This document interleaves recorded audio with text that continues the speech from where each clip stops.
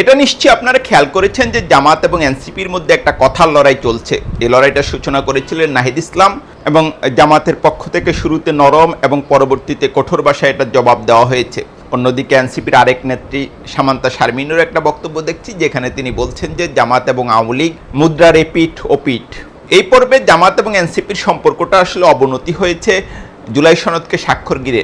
NCP এই সনদে স্বাক্ষর করেনি এবং এনসিপির পক্ষ থেকে জামাতকে অনুরোধ করা হয়েছিল তারাও যেন স্বাক্ষর না করে, কিন্তু জামাত সেই অনুরোধ উপেক্ষা করেছে। অন্যদিকে জামাত অনুরোধ করেছে এনসিপিকে তারা যেন স্বাক্ষর করে, এনসিপিও সেই অনুরোধ উপেক্ষা করেছে। এমনকি সনদ স্বাক্ষরের দিন সকালেও জামাত নেতা ডাক্তার তাহের এনসিপির আহ্বায়ক নাহিদ ইসলামকে টেলিফোন করেছিলেন, কিন্তু এনসিপি সে ব্যাপারে সাড়া দেয়নি।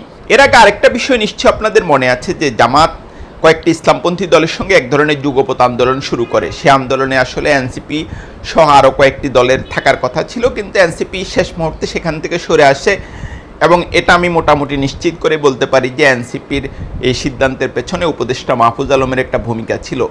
এখন মূল দ্বন্দ্ব বা মূল প্রশ্নটা কোথায়? এটা হলো যে আগামী নির্বাচনে এনসিপি আসলে কোন দিকে যাবে, সেটা হলো মূল প্রশ্ন। তারা কি জামাতের সঙ্গে জোট করবে, না বিএনপির সঙ্গে জোট করবে, না একক নির্বাচন করবে, নাকি আরও কয়েকটি রাজনৈতিক দলের সঙ্গে সমঝোতা করবে, যেটার আলোচনা তাদের চলছে 8-9টি দলের সঙ্গে। এখন দৃশ্যপট যেটা দেখা যাচ্ছে যে জামাতের সঙ্গে এনসিপির যে জোটের সম্ভাবনা সেটা অনেকটা কমে গেছে। এনসিপির যারা কেন্দ্রীয় নেতা, যারা এই দলের সিদ্ধান্ত গ্রহণে ভূমিকা রাখেন, তারা জামাতের সঙ্গে বা ইসলামপন্থী দলগুলোর সঙ্গে কোনো জোট চান না। তারা ইসলামপন্থী কোনো ধরনের ট্যাগ নিতে চান না। এবং আমি নিজে যেটা মনে করি যে এনসিপিতে আসলে মাহফুজ আলমের ভূমিকাটা অনেকটা সিরাজুল আলম খানের মতো, এবং মাহফুজ আলমও চান না জামাতের সঙ্গে কোনো জোট। মৌদুদিপন্থী আর কোনো দলও তিনি বাংলাদেশে চান না।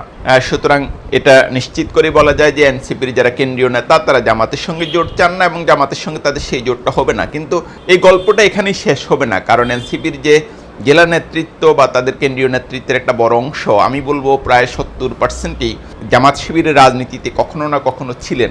এবং জামাতের রাজনীতির ব্যাপারে হয়তো তাদের প্রশ্ন আছে, কিন্তু ইসলামিস্ট পলিটিক্যাল পার্টির প্রতি তাদের এক ধরনের ভালোবাসা রয়ে গেছে, যে কারণে এনসিপির এই সিদ্ধান্ত তারা হাসি মুখে মেনে নেবেন এটা আমার মনে হয় না, এবং এটা এনসিপিকে এক ধরনের ভাঙ্গনের দিকে নিয়ে যাবে।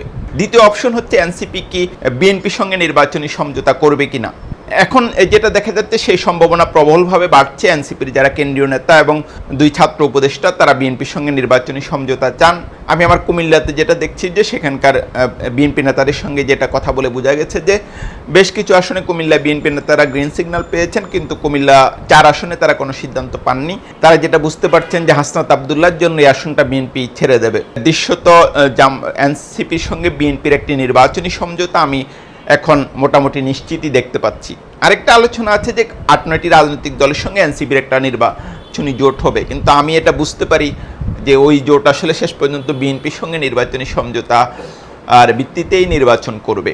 এখন পর্যন্ত যেটা বোঝা যায় যে জামাতের সঙ্গে এনসিপির সম্পর্কটা একটা চূড়ান্ত দূরত্বের দিকে যাচ্ছে, এবং এটা কখনো নির্বাচনী সমঝোতা হবে এটা আমি মনে করি না। 2 নম্বর হচ্ছে খুব সম্ভবত এনসিপি বিএনপির সঙ্গে নির্বাচনী সমঝোতায় যাচ্ছে, তবে এটা এনসিপির ভেতরে একটা বড় চ্যালেঞ্জ তৈরি করবে, বিশেষ করে তৃণমূল পর্যায়ে ভাঙ্গন মোটামুটি নিশ্চিত করেই বলা যায়।